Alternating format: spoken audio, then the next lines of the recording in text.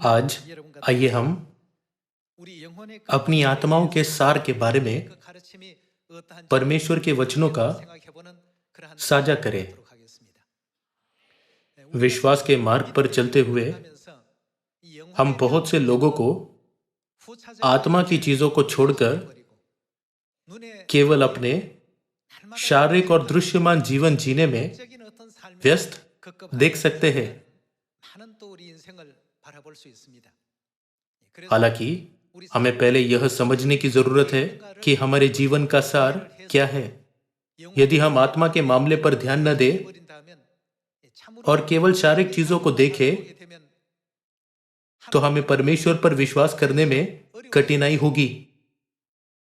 उस मामले में हम सोच सकते हैं, भले ही प्रेरितों ने परमेश्वर पर विश्वास किया था, लेकिन वे उस तरह के उत्पीड़न से क्यों गुजरे? ऐसा क्यों है कि जो लोग परमेश्वर पर विश्वास करते हैं उन्हें कठिनाइयों में डाल दिया जाता है?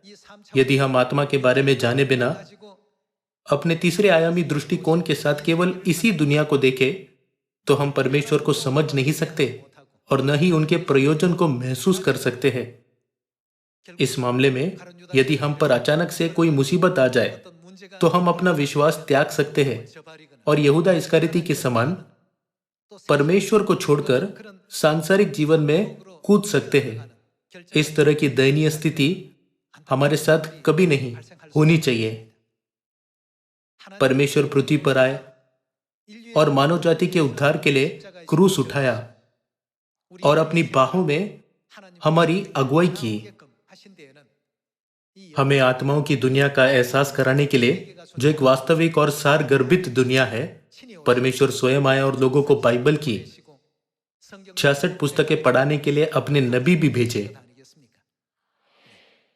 यदि हम आत्मा के बारे में नहीं जानते, तो हम सोचेंगे, मुझे इस बात की परवाह नहीं है कि आराधना का दिन शनिवार है या रविवार। किसी भी दिन आराधना करने में क्या समस्या है? क्रिसमस मनाने के बारे में क्या? दुनिया को इसका पूरा आनंद मिलता है। फसह छोड़ने में क्या गलत है? सबत को छोड़ने में क्या गलत है? मनुष्य भौतिक वस्तुओं को तुरंत महसूस कर सकते हैं, लेकिन अपनी भौतिक दृष्टि से आत्मिक आशीषों को तुरंत महसूस नहीं कर सकते। इसलिए वे इन शब्दों को नहीं समझ सकते। आज भी परमेश्वर ने हमें भरपूर आशीष दी है। परमेश्वर ने हमें पवित्र आत्मा प्रदान किया है। तो आइए हम आज फिर एक बार आत्मा के बारे में पता करें। कभी कभी लोगों के मन में यह सवाल होता है कि विश्वास के पूर्वजों को भूख, प्यास और 39 कोड़े खाने के उत्पीड़न का दुख क्यों सहना पड़ा? उनके पास ऐसा प्रश्न होने का कारण यह है कि आत्मिक दुनिया उनकी आंखों में दिखाई नहीं देती। विश्वासियों और अविश्वासियों के बीच का अंतर यह है कि विश्वासी आत्मिक दुनिया की ओर भागते रहते हैं क्योंकि वे इसे देख सकते हैं, और अविश्वासी लोग पृथ्वी पर दुख उठाते हुए सिर्फ जीवन यापन करने के लिए प्रयास करते हैं, क्योंकि वे न तो आत्मिक दुनिया को देख सकते हैं और न ही आत्मा के अस्तित्व को जान सकते हैं। प्रसिद्ध राजनीतिक हस्तियां, महान वकील, महान प्रोफेसर, दार्शनिक, नायक, दुनिया में अनगिनत लोग हैं, लेकिन यदि उनसे पूछा जाए, क्या आप अपने सभी पिछले दिनों से संतुष्ट हैं? वे कहते हैं नहीं। पृथ्वी पर रहने वाले सभी लोग संतुष्ट न होकर बस अपनी भूमिकाओं को निभा रहे हैं। मैं भी अपनी भूमिका निभा रहा हूं और आप अपनी भूमिकाएं निभा रहे हैं, है ना? दुनिया में सभी लोगों में से भिखारी भिखारी की भूमिका निभा रहे हैं, राजा राजा की भूमिका निभा रहे हैं, राष्ट्रपति राष्ट्रपति की भूमिका निभा रहे हैं, गृहिणियां गृहिणियों की भूमिका और पति पति की भूमिका निभा रहे हैं। हम में से प्रत्येक केवल हमें दी गई भूमिका निभा रहा है। फिर जब यह सारा नाटक समाप्त हो जाएगा, तब हम सभी अपने मूल जीवन में लौट जाएंगे। कभी कभी हम सोच सकते हैं, मुझे वह भूमिका पसंद है, मैं राजा के मुकुट को धारण कर महान वैभव में जीना चाहता हूं। हालांकि कोई मार्ग नहीं है क्योंकि हमें वे भूमिकाएं नहीं दी गई है। हमें उस भूमिका की ईर्ष्या करने की आवश्यकता नहीं है जो हमें नहीं दी गई है। हमें बस अपनी भूमिकाएं ईमानदारी से निभाने की जरूरत है। हम सभी सिर्फ पृथ्वी पर दी गई भूमिकाएं निभा रहे हैं। जब हमारा सांसारिक जीवन समाप्त हो जाएगा, हम सभी उस दुनिया में लौट जाएंगे जहां से हम आए थे। हम सभी अपनी मूल दुनिया और अपनी मूल स्थिति में लौट जाएंगे। सभी लोगों, आइए हम न केवल सांसारिक जीवन पर ध्यान केंद्रित करें, बल्कि अनंत दुनिया अर्थात हमारी मूल दुनिया की ओर देखें, जहां भविष्य में हम जाएंगे। यदि लोग आत्मिक दुनिया को महसूस करें, तो वे कभी भी भौतिक जीवन से बंधे नहीं रहेंगे और सांसारिक लालच से चिपके न रहेंगे। जब यीशु 2000 वर्ष पहले पृथ्वी पर आए थे, तो उन्होंने कहा था, सांसारिक चीजों में बहुत अधिक उत्साह और शक्ति मत डालो, जो जल्द ही गायब हो जाएंगी। आइए हम लूका अध्याय 12 पर जाए और पता करें कि हमारी मूल दुनिया क्या है। लूका अध्याय 12 आयत 16 में लिखा है, उसने उनसे एक दृष्टांत कहा, किसी धनवान की भूमि में बड़ी उपज हुई। तब वह अपने मन में विचार करने लगा, मैं क्या करूं, क्योंकि मेरे यहाँ जगह नहीं जहां अपनी उपज इत्यादि रखूं। और उसने कहा, मैं यह करूंगा, मैं अपनी बकरियां तोड़कर उनसे बड़ी बनाऊंगा और वहां अपना सब अन्न और संपत्ति रखूंगा और अपने प्राण से कहूंगा कि प्राण, तेरे पास बहुत वर्षों के लिए बहुत संपत्ति रखी है, चैन कर खा पी सुख से रह। परंतु परमेश्वर ने उससे कहा, हे मूर्ख, इसी रात तेरा प्राण तुझसे ले लिया जाएगा। तब जो कुछ तूने इकट्ठा किया है वह किसका होगा? ऐसा ही वह मनुष्य भी है जो अपने लिए धन बटोरता है, परंतु परमेश्वर की दृष्टि में धनी नहीं। यीशु ने यह क्यों बताया कि यह धनी मनुष्य मूर्ख है? धनी मनुष्य को यह एहसास नहीं था कि उसके जीवन का सार उसकी आत्मा में है। उसे केवल सांसारिक चीजों में दिलचस्पी थी। इसलिए यीशु ने कहा, हे मूर्ख। यह एक नाटक में उसकी भूमिका के अलावा और कुछ नहीं था, लेकिन उसने इसे अपनी स्वयं की चीज मानी। यदि यह उसका खुद का होता तो वह मरने के बाद भी उसका होता था, है ना? एक कहावत है, हम दुनिया में नंगे आते हैं और नंगे ही चले जाते हैं। सिकंदर महान ने अपनी अंतिम इच्छा छोड़ी कि जब वह मर जाए तो उसका हाथ ताबूत से बाहर रखा जाए। तब उसने अपना हाथ ताबूत से बाहर निकालने के लिए क्यों कहा? ऐसा लग रहा था कि वह पूरी दुनिया पर राज कर सकता है और उसे अपनी संपत्ति के रूप में ले सकता है। लेकिन अंत में जो रह गया था वह उसका खाली हाथ था। यह सबक देने के लिए कि मरते वक्त लोग कुछ नहीं ले जा सकते। उसने ऐसी अंतिम इच्छा छोड़ी। यह भी लिखा है, हे मूर्ख, इसी रात तेरा प्राण तुझसे ले लिया जाएगा। तब जो कुछ तूने इकट्ठा किया है वह किसका होगा? धनी मनुष्य ने स्वयं से सोचा, मैं क्या करूं, क्योंकि मेरे यहाँ जगह नहीं जहां अपनी उपज इत्यादि रखूं। मैं अपनी बकरियां तोड़कर उनसे बड़ी बनाऊंगा और वहां अपना सब अन्न और संपत्ति रखूंगा। क्योंकि मेरे पास बहुत वर्षों के लिए बहुत संपत्ति रखी है, तो मैं चैन करूंगा, खाऊंगा, पीऊंगा, सुख से रहूंगा। धनी मनुष्य ने अपनी आत्मा के बारे में थोड़ा भी नहीं सोचा था। यह पहला कारण है कि यीशु ने उसे मूर्ख कहा। और दूसरा कारण यह है कि धनी मनुष्य को यह एहसास नहीं था कि किसी दिन उसका प्राण उससे ले लिया जाएगा। तीसरा कारण यह है कि वह आत्मिक दुनिया के लिए तैयारी किए बिना, जिसकी उसे तैयारी करनी चाहिए, केवल पृथ्वी पर आनंद उठाने वाली चीजों की तैयारी करते हुए अपना जीवन व्यतीत कर रहा था। तो यीशु ने दृष्टांत में कहा, इसी रात तेरा प्राण तुझसे ले लिया जाएगा।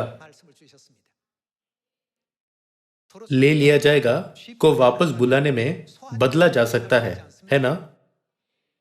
इसलिए आज का शीर्षक है अचानक से वापस बुलाना। क्या होगा यदि निर्देशक कहे आपका अभिनय इतना खराब है कि आज आपका आखिरी दिन है, अब से कोई और भूमिका निभाएगा, इसलिए आपको इसे आज ही खत्म करना चाहिए। तब अभिनेता को अपनी भूमिका में अपनी सारी ऊर्जा लगा देने के बावजूद छोड़ना पड़ता है। इसलिए यीशु हमें एक बुद्धिमान व्यक्ति होने के लिए कहते हैं जो सभी चीजों को पहले से तैयार करता है ताकि हम अचानक वापस बुलाए जाने पर शर्मिंदा न हो। हम सभी को वापस बुलाया जाएगा। केवल वापस बुलाए जाने के तरीके अलग है। कोई युद्ध से, कोई बीमारी से और कोई दुर्घटना से। इस दुनिया में पैदा हुए सभी लोग उस पल का सामना जरूर करेंगे जब परमेश्वर उन्हें वापस बुलाएंगे। उस समय कुछ लोग चकित होंगे और कुछ लोग खुशी मना सकते हैं। कुछ इस विचार पर प्रसन्न होंगे कि आखिरकार मैं उस शानदार दुनिया में जा रहा हूं जहां परमेश्वर है। लेकिन कुछ कहेंगे मैं अभी भी अपनी 30 की उम्र में हूं। जब मृत्युदूत आता है तो उससे कहो कि मैं उसके साथ नहीं जा सकता क्योंकि मेरे अभिमान को चोट पहुंची थी। मैंने एक पॉप गाने के इस तरह के बोल सुने। एक अन्य गीत काव्य कहता है उससे कहो कि मेरे जाने का समय नहीं आया है। वास्तविकता में हम ऐसी स्थिति में नहीं है जहां हम यह कह सके। यदि अचानक वापस बुलाने का आदेश दिया जाता है तो कुछ लोगों को रात में सोते समय भी वापस जाना पड़ता है। वापस बुलाने के कई अलग अलग तरीके हैं, लेकिन यदि वे अपनी आत्माओं के लिए तैयारी नहीं करते तो वे सभी मूर्ख हैं। लेकिन हमारे सभी सियोन के सदस्य जो पूरी दुनिया में सबत मनाते हैं वास्तव में धन्य है। क्या अब आप सभी चीजों को तैयार नहीं कर रहे? भले ही दुनिया तैयारी नहीं कर रही, लेकिन हर दिन हम उसकी तैयारी कर रहे हैं जो हमारे जीवन का सार है। प्रेरित पौलुस ने इब्रानियों के अध्याय 9 में यीशु के शब्दों को इस प्रकार दर्ज किया है। आइए हम इब्रानियों अध्याय 9 आयत 27 देखें। और जैसे मनुष्य के लिए एक बार मरना और उसके बाद न्याय का होना नियुक्त है, दूसरे शब्दों में मनुष्य वापस बुलाए जाने के लिए नियुक्त है। और जैसे मनुष्य के लिए एक बार मरना और उसके बाद न्याय का होना नियुक्त है, वैसे ही मसीह भी बहुतों के पापों को उठा लेने के लिए एक बार बलिदान हुआ। और जो लोग उसकी बाट जोते हैं उनके उद्धार के लिए दूसरी बार बिना पाप उठाए हुए दिखाई देगा।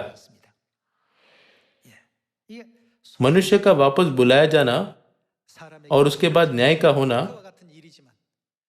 नियुक्त है। मायने यह रखता है कि लोगों के लिए नरक में जाने या स्वर्ग के राज्य में जाने का न्याय बाकी है। इस समय हम अपने भविष्य की दुनिया, स्वर्ग के राज्य की तैयारी के लिए प्रयास कर रहे हैं। अब आत्मिक दुनिया में परमेश्वर हमारे लिए क्या तैयार कर रहे हैं? वह जल्द ही हमारे लौटने की प्रतीक्षा करते हुए हमारे रहने की जगह, अनंत विरासत और शाही याजक के पद की तैयारी कर रहे हैं। पृथ्वी पर नाटक समाप्त होने पर जल्दी से आओ, मैं अब तुम्हारे लिए मुकुट रख रहा हूं जो स्वर्ग में कभी नहीं मिटेगा। हमें यह याद रखना चाहिए। लेकिन आप में से कुछ सोचते हैं चूंकि इस साल मेरी आयु एक और वर्ष बढ़ गई है तो क्या मैं बेकार हो रहा हूं? मुझे नहीं पता कि ऐसा क्यों सोचते हैं। यह सांसारिक लोगों के सोचने का तरीका है। हम सियोन की संतान है। यदि हम परमेश्वर के तैयार किए स्वर्ग के राज्य के बारे में सोचे तो कितनी खुशी की बात है। हमारी आयु जितनी बढ़ती है स्वर्ग का राज्य उतना ही करीब होता है। क्या आप सहमत नहीं है? हम जल्द ही परमेश्वर से मिलेंगे। कितने उत्साह की बात है। यदि परमेश्वर जल्द ही हमें वापस बुलाते हैं तो स्वर्गीय द्वार व्यापक रूप से खुलेंगे। जब हम द्वार से प्रवेश करेंगे तो हजारों और लाखों स्वर्गदूत यह कहते हुए हमारा स्वागत करेंगे, आपने विश्वास बनाए रखने के लिए बहुत प्रयास किए हैं। प्रेरित पौलुस ने हमेशा उस दृश्य के बारे में सोचकर उत्साह से कार्य किया। सभी उत्पीड़न और परीक्षण प्रेरित पौलुस के विश्वास को प्रभावित नहीं कर सके। हमें भी उसी मार्ग पर चलना चाहिए, लेकिन जब परमेश्वर पर विश्वास न करने वाले लोगों को वापस बुलाया जाता है, वे भय से कांप जाते हैं और मृत्यु से डरते हैं, क्योंकि वे जानते हैं कि उन्हें दंडित किया जाएगा। हमारे बारे में क्या है? जब परमेश्वर हमें वापस बुलाएंगे तो हम कितने खुश होंगे। हम सियोन की संतानों को बहुत खुशी होगी जब परमेश्वर हमें वापस बुलाएंगे, क्योंकि हम विश्वास में हैं। कितनी खुशी की बात है। जब परमेश्वर मानव जाति को वापस बुलाते हैं तो परमेश्वर की संतानों और अविश्वासियों के बीच अंतर होता है। इसीलिए हम सभी पृथ्वी पर तैयारी कर रहे हैं। हम परमेश्वर की संतान बनने के अधिकार के साथ जीवन जी रहे हैं।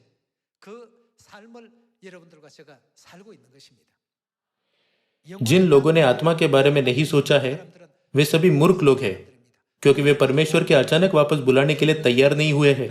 जब वे बिना किसी तैयारी के अचानक उस पल का सामना करते हैं, तो वे केवल रोते हैं और चिल्लाते हैं। सभी लोगों, परमेश्वर पर विश्वास करके जीवन जीना कितना धन्य है। यदि आत्मिक दुनिया नहीं है तो यह एक अलग बात होगी। हालांकि आत्मिक दुनिया का निश्चित रूप से अस्तित्व है। हमें इस बात पर पूर्ण विश्वास करना चाहिए कि वह दुनिया निश्चित रूप से मौजूद है। विश्वासियों और अविश्वासियों दोनों को परमेश्वर द्वारा वापस बुलाया जाएगा, लेकिन उनके परिणाम में महान अंतर है। कृपया इसे ध्यान में रखें। इस वर्ष आइए हम पृथ्वी पर अस्थायी खुशी या व्यसन से कभी भी न डगमगाए, लेकिन बस उस मार्ग पर चले जिस पर पिता और माता स्वर्ग के राज्य की ओर चल रहे हैं।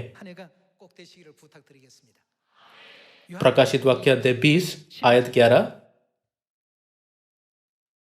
फिर मैंने एक बड़ा श्वेत सिंहासन और उसको जो उस पर बैठा हुआ है देखा। उसके सामने से पृथ्वी और आकाश भाग गए और उनके लिए जगह न मिली। आयत 12। फिर मैंने छोटे बड़े सब मरे हुओं को, इस धरती पर जब लोग मरते हैं तो हम उन्हें मृत के रूप में व्यक्त करते हैं, लेकिन आत्मा मरती नहीं है। फिर मैंने छोटे बड़े सब मरे हुओं को, यानी आत्माओं को, कहाँ खड़े हुए देखा। वे सभी सिंहासन के सामने खड़े हैं। और फिर एक और पुस्तक खोली गई, अर्थात जीवन की पुस्तक। और जैसा उन पुस्तकों में लिखा हुआ था, वैसे ही उनके कामों के अनुसार मरे हुओं का क्या किया गया? न्याय किया गया। और जैसे मनुष्य के लिए एक बार मरना और उसके बाद क्या न्याय का होना नियुक्त है, यहाँ आत्माएं न्याय किए जाने के लिए खड़ी है। स्वर्गीय जीव जो थोड़े समय के लिए एक नाटक करने के लिए इस पृथ्वी पर आए थे, वे अपने वास्तविक जीवन आत्माओं के जीवन में वापस चले जाते हैं। आइए हम फिर से आयत 12 पढ़े। फिर मैंने छोटे बड़े सब मरे हुओं को सिंहासन के सामने खड़े हुए देखा और पुस्तकें खुली गई। और फिर एक और पुस्तक खुली गई, अर्थात जीवन की पुस्तक। और जैसा उन पुस्तकों में लिखा हुआ था, वैसे उनके कामों के अनुसार मरे हुओं का न्याय किया गया। समुद्र ने उन मरे हुओं को जो उसमें थे दे दिया, और मृत्यु और अधोलोक ने उन मरे हुओं को जो उनमें थे दे दिया।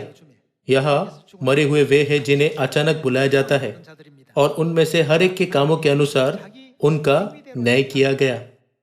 अधिकांश लोगों ने मूर्खतापूर्ण जीवन जिया और उनके कामों के अनुसार उनका न्याय किया जाता था। आयत 14। मृत्यु और अधोलोक आग की झील में डाले गए। यह आग की झील दूसरी मृत्यु है। और जिस किसी का नाम जीवन की पुस्तक में लिखा हुआ न मिला, वह आग की झील में डाला गया। यह कितना अद्भुत है कि आपका नाम जीवन की पुस्तक में लिखा हुआ है। परमेश्वर ने हमें जीवन की पुस्तक में हमारे नाम लिखे जाने के लिए बपतिस्मा का एक नियम दिया। इससे पहले कि एक और आत्मा आग की झील में प्रवेश करे, हमें प्रचार करना चाहिए और लोगों को आत्मिक दुनिया के बारे में जानने देना चाहिए, ताकि उनके नाम भी जीवन की पुस्तक में लिखे जा सके। नहीं तो उनका क्या होगा? यह कहता है, जिस किसी का नाम जीवन की पुस्तक में लिखा हुआ न मिला, वह आग की झील में डाला गया। लोगों को जानने देने के लिए कि भविष्य में क्या होगा, परमेश्वर ने यूहन्ना को यह प्रकाशन दिखाया, है ना? परमेश्वर ने कहा, इसी रात तेरा प्राण तुझसे ले लिया जाएगा, तब जो कुछ तूने इकट्ठा किया है वह किसका होगा? भाइयों और बहनों, पृथ्वी पर हमारा भौतिक जीवन भी आवश्यक है, लेकिन अपने आत्मिक जीवन की उपेक्षा करते हुए पृथ्वी पर भौतिक जीवन का आनंद लेना गलत है। पिता ने हमें एक शिक्षा दी, मूर्ख केवल वर्तमान के बारे में सोचते हैं, लेकिन बुद्धिमान भविष्य के बारे में सोचते हैं। एक बार फिर मैं आपसे यही कहना चाहूंगा कि आप अपने भविष्य आत्मिक दुनिया को पहले से जान ले और उसकी तैयारी करें। यह लिखा है, जिन लोगों का नाम जीवन की पुस्तक में लिखा हुआ न मिला, उन्हें आग की झील में डाल दिया जाएगा। फिर इब्रानियों अध्याय 9 आयत 27 के अनुसार लोगों को सबसे ज्यादा किसकी जरूरत है? वह मसीह है। मसीह बहुत से लोगों के पापों को उठाने के लिए एक बार बलिदान हुए, और जो लोग उनकी बाट जोते हैं उनके उद्धार के लिए दूसरी बार दिखाई देंगे, है ना? वह किसके लिए दूसरी बार दिखाई देंगे? जो उनका इंतजार कर रहे हैं। एक चूजा अकेले अपने अंडे को तोड़कर नए जीवन में जन्म नहीं ले सकता।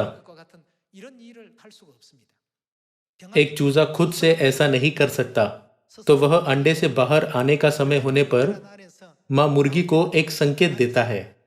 वह अंडे के छिलके को मारता है, जैसे कि यह कहता हो, मां मैं बाहर आने के लिए तैयार हूं। तब मां मुर्गी इसे सुनती है और अंडे के छिलके पर छेद कर देती है। इस तरह हमें भी एक ही समय में अंदर और बाहर दोनों तरफ से एकता और सामंजस्य में काम करना चाहिए। इब्रानियों अध्याय 9 के अनुसार जब तक मसीह दूसरी बार इस पृथ्वी पर नहीं आते, हम स्वयं द्वारा उद्धार प्राप्त नहीं कर सकते। इसलिए बाइबल कहती है कि वह दूसरी बार उन लोगों को उद्धार देने के लिए दिखाई देंगे जो उनकी बाट जोते हैं। वही वचन यशायाह अध्याय 25 आयत 9 में मिलता है। हम उसकी बाट जोते आए हैं कि वह हमारा उद्धार करे। जब तक वह नहीं आते, हम सभी अपने आप से सही मार्ग नहीं खोज सकते। चूंकि हम परमेश्वर के अचानक वापस बुलाए जाने के लिए एक बुद्धिमान समाधान खोजने में असमर्थ है, तो बाइबल कहती है कि वह अंतिम दिनों में इस पृथ्वी पर आएंगे और हमें सिखाएंगे। आइए मीका अध्याय 4 देखें। अध्याय 4 आयत 1। अंत के दिनों में, अंतिम युग में ऐसा होगा कि यहोवा के भवन का पर्वत सब पहाड़ों पर रूढ़ किया जाएगा और सब पहाड़ियों से अधिक ऊंचा किया जाएगा, और हर जाति के लोग धारा के समान उसकी ओर चलेंगे। और बहुत सी जातियों के लोग जाएंगे और आपस में कहेंगे, आओ हम यहोवा के पर्वत पर चढ़कर याकूब के परमेश्वर के भवन में जाए। तब वह हमको क्या? अपने मार्ग सिखाएगा। हमें सिखाने के लिए वह स्वयं इस पृथ्वी पर आएंगे और हम क्या करेंगे? उसके पतों पर चलेंगे। हमारे पास अचानक वापस बुलाए जाने का सामना करने के लिए कोई मार्ग नहीं था। इसी कारण मसीहा ने न केवल उन लोगों को उद्धार देने के लिए जो उनका इंतजार कर रहे हैं, बल्कि हमें सिखाने के लिए भी आने का वादा किया। वह हमें स्वर्गीय माता, फसह, सबत का दिन, उद्धार और अनंत जीवन के बारे में सिखाएंगे। स्वर्गीय राजपदधारी याजक को उस शानदार मुकुट को पहनने में सक्षम होने के लिए वह हमको अपने मार्ग सिखाएगा और हम उसके पतों पर चलेंगे। क्योंकि यहोवा की व्यवस्था कहां से? सियोन से, और उसका वचन यरूशलेम से निकलेगा। लोगों के अचानक बुलाए जाने से पहले वह पृथ्वी पर आएंगे और हमें सिखाएंगे, ताकि हम आत्मिक दुनिया का स्वागत कर सकें और इसके लिए तैयार रह सके। सभी लोगों, हमारी निश्चित रूप से आत्माएं हैं। इस दुनिया में 7.7 अरब लोगों में से अधिकांश लोग आत्मा के मामले में इतनी दिलचस्पी नहीं रखते। यहाँ तक कि जो लोग परमेश्वर पर विश्वास करने का दावा करते हैं वे इस पृथ्वी के मामलों को आत्मा के मामले से अधिक महत्वपूर्ण मानते हैं। इसी कारण परमेश्वर ने हमें बाइबल में परमेश्वर के अचानक वापस बुलाने का सामना करने का सबसे बुद्धिमान तरीका यह कहते हुए जानने दिया, कुछ न बढ़ाना या कुछ न घटाना। बाइबल के अंत में परमेश्वर ने क्या कहा? प्रकाशित वाक्याध्याय 22 आयत 18 में परमेश्वर ने कहा, बाइबल के वचनों में कुछ भी न बढ़ाना और उसमें से कुछ भी न निकालना। जब हम इन सभी मामलों के बारे में आज एक बार फिर से सोचते हैं, तब हम असहाय होकर एक बार फिर से उन्हें मिलने की अनुमति देने के लिए पिता और माता की प्रशंसा, महिमा और स्तुति करते हैं, जिन्होंने सियोन में आकर व्यवस्था की घोषणा की है और उद्धार में हमारा नेतृत्व किया है। आइए हम दूसरा तीमुथियुस अध्याय 4 आयत 2 देखें कि तू वचन का प्रचार कर, समय और असमय तैयार रहे, सब प्रकार की सहनशीलता और शिक्षा के साथ उल्हाना दे और डांट और समझा। हमें लोगों को यह जानने देना चाहिए जो परमेश्वर ने हमें सिखाया है। क्योंकि लोग यह नहीं जानते, वे गलती से सोचते हैं कि यह दृश्यमान दुनिया ही वास्तविक दुनिया है। हमारे लिए वास्तविक जीवन क्या है? वह आत्मिक जीवन है। परमेश्वर चाहते हैं कि हम इसे लगातार सिखाएं और प्रचार करें।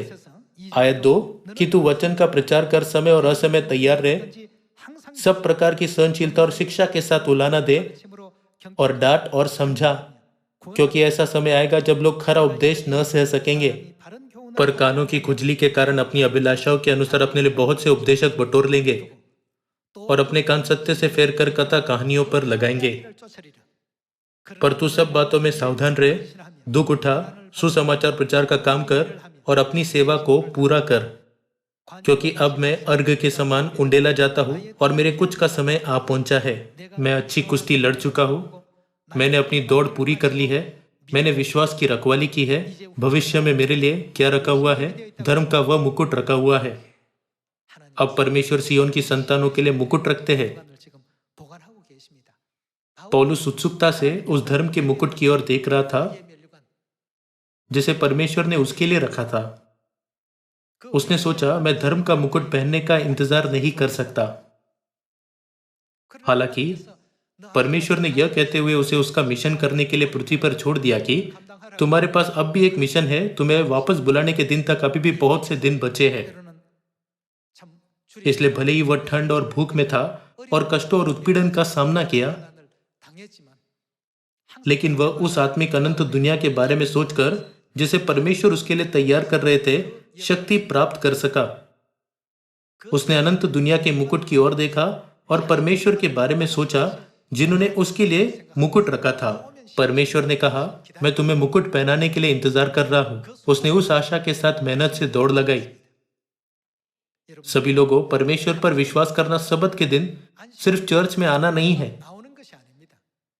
भले ही हम कभी कभी गरीब हैं और विभिन्न कठिनाइयों और परीक्षणों का सामना करते हैं, लेकिन यह तथ्य कि हमारे पास स्वर्ग का राज्य है हमें बहुत आराम देता है ना? हमारा प्रचार करना खुशी के टिकट सौंपने के समान है। मैं प्रार्थना करता हूं कि खुशी बांटने का काम आपका काम और मेरा काम है। आइए हम सोचें, परमेश्वर ने मेरे लिए एक मुकुट रखा है। मुकुट कितना शानदार होगा। जब पिता मुझे मुकुट पहनाएंगे तो मुझे कैसा लगेगा? यह सोचकर आइए हम विश्वास की दौड़ को अंत तक दौड़े। आइए हम सियोन की संतान बने जो परमेश्वर से बहुत प्रेम प्राप्त करती है। इसके द्वारा मैं आज के उपदेश को समाप्त करना चाहता हूं। आपका बहुत बहुत धन्यवाद।